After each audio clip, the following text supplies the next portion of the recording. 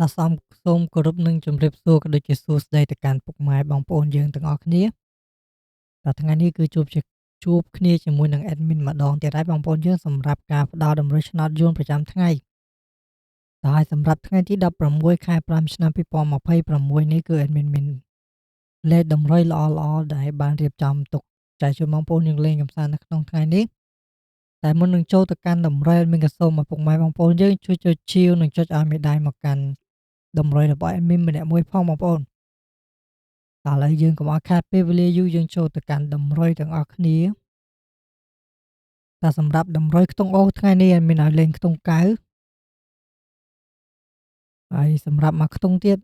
មានកៅមាន5បងប្អូនយើង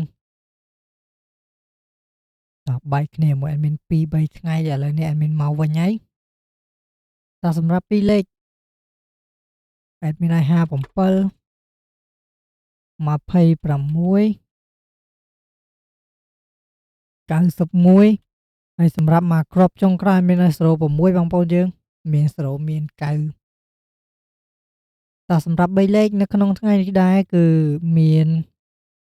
257ហើយនឹង157បងប្អូនយើងនេះមានលេងកតុយ57ហើយតោះឥឡូវ Admin មានតែប៉ុណ្្នឹងទេបងប្អូនយើង